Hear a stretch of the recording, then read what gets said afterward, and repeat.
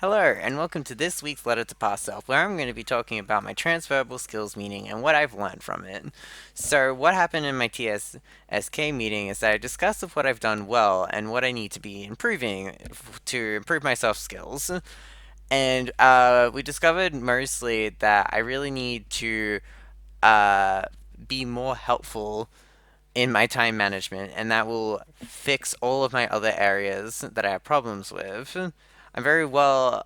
I'm very good at the moment of asking and receiving feedback. What I did really well this try is asking more feedback and trying to find ways to improve what I've done because I know that I can do better than just the base minimum, and I felt that it's been reflective in this trimester. And mostly what we got from the meeting is everything that I did my self reflection about was also agreed upon with what I was doing besides being more flexible. But again, as I said before, we just need to focus on improving my time management skills. I also found that this meeting was extremely helpful in finding good solutions on fixing my problems, as well as allowing me to be more open toward my own parents about fixing my own problems when it comes to self improvement. But to put this in layman's terms, the skills that I need the most improvement is my time management, and if I improve this skills, then all of my other ones will also improve. So the strategies that I'm going to try and implement was talking to other family members to figure out their ways of methods because there's more than one way of doing this. So I spoke with my mom and we set up some rules myself while to follow while I'm studying.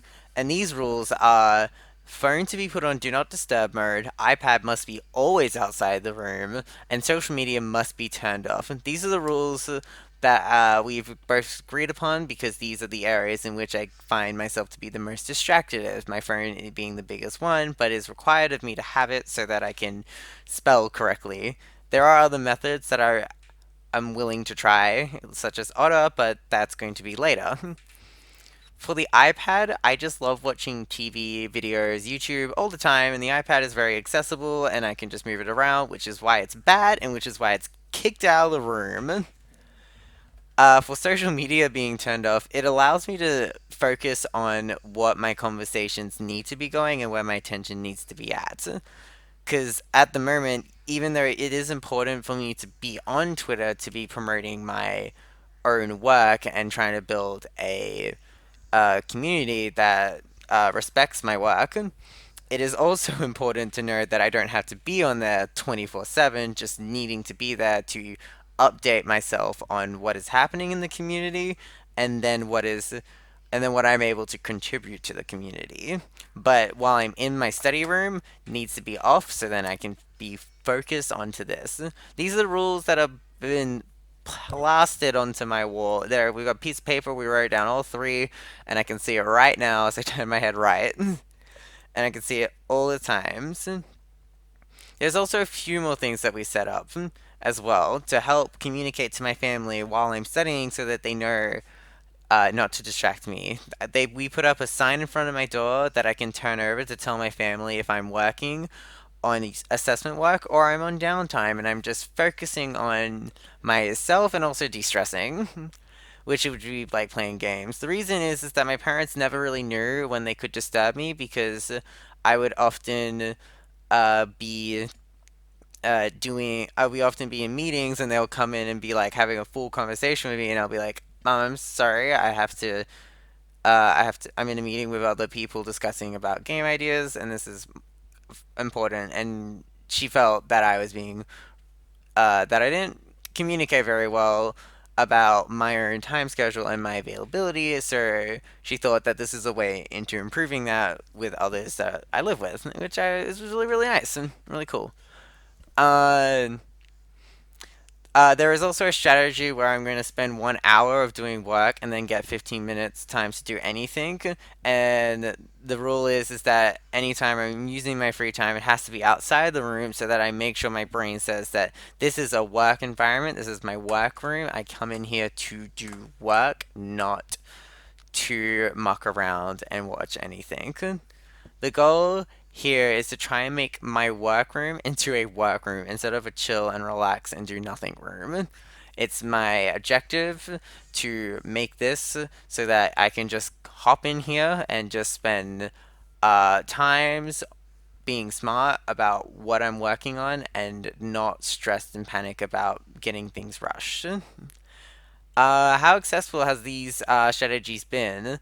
The phone being in Do Not Disturb mode has increasingly helped me be more focused on a lot more of my work instead of going on to like Facebook for hours and getting very distracted because I would often even go into Wikipedia deep dives, which is caused from going into my next topic, which caused me into going into no iPad in the room because it doesn't force me to watch YouTube, stand Netflix, and spending time watching what I found because I don't want to be doing work. Since that's all gone, it allows me to just be like, this is the only thing I can be doing. I can't do anything else because this is work. So having the iPad out is really great. It also leads into like phone being on Do Not Disturb mode because I'm not drawn to it. Also, I don't get notifications all the time. It's actually been really helpful. I've been also been using it to help me sleep better because my phone isn't constantly vibrating and it's worked very well. The no social media also allows me to focus on my work instead of cool things I find on there. Like there are some very cool things I find on Twitter, but uh, not being on there 24/7 allows me not to spend 24/7 on there, and allows me to spend at least maybe an hour or so on there a few days a week, so that I can be focused on all the things that I need to be focused on. For sticking to doing the 1 hour work and then 15-minute breaks, it has been a little bit difficult to do. I would find that I would still be doing the work past taking the break, or I would often do a half-assed job waiting for the break. Most of the time, I would take a break and spend maybe an hour or so instead of 15 minutes. Um, it will take time for me to get into the flow of it, but I need to just keep on doing it, which I have been. Still not as successful as it should be, but I've been very, very, very focused on doing this. This week's letter to past self. I have been trying very hard to focus on improving my time management and dealing with it with my social life so that I can still have fun and find ways to de-stress as well as be productive on doing work but not being drowned in it. Thank you for listening. I will talk to you guys next week.